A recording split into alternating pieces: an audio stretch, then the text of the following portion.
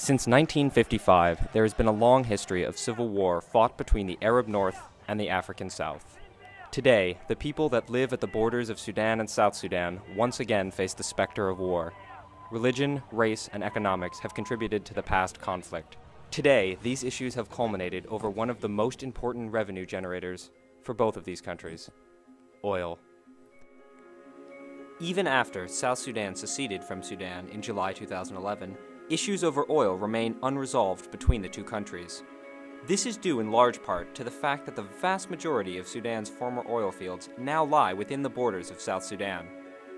However, South Sudan has very little oil refinery infrastructure. The majority of this equipment is located within Sudan. To put it simply, Sudan has the means, while South Sudan has the supplies. The divided resources have made the situation tumultuous. In 2011, Sudan began imposing transit fees on oil traveling through from the south. In response, South Sudan shut down its oil production in January of 2012. The 30 or 31st of this month, all fields in Adar, Gumri, Moleta and Fallujah will be totally shut down. Now that the South Sudan has cut off oil supplies, China is actually feeling the pinch quite significantly. It means that Chinese oil sources or resources have been dramatically affected.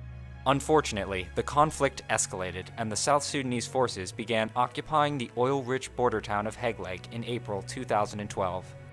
Why do you think South Sudan did capture Hegleg in the first place? Oil payments, oil companies, oil sector, oil. Oil is crucial to the economies of both countries.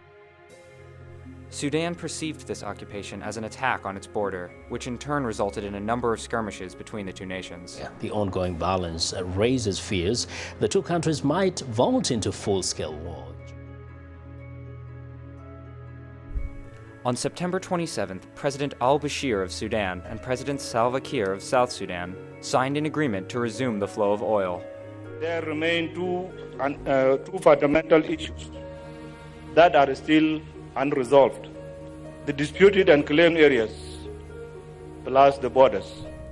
The long and violent history between the two nations has led to a lack of trust and transparency, which renders necessary the active participation of a mediator with legitimacy on both sides of the conflict.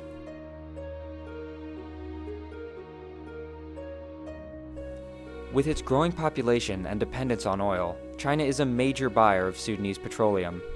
In 2011, China obtained 66% of Sudanese oil exports. But with the ongoing conflict, China has a lot to lose if the countries return to war.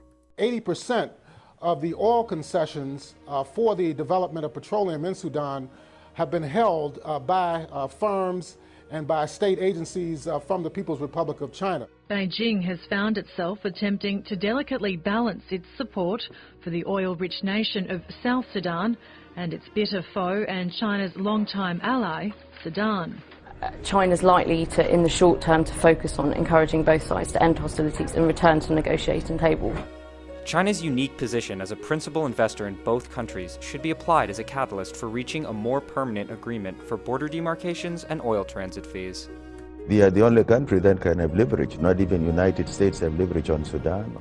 Therefore, by adding China's economic leverage to the political leverage of the African Union, China can work with each government on a separate referendum to determine border status, making sure to facilitate increased political participation along the borders. Until this decision is made, China can direct its UN peacekeepers to the borders to discourage local violence while pressuring the governments in Juba and Khartoum to officially endorse the demilitarization of the border.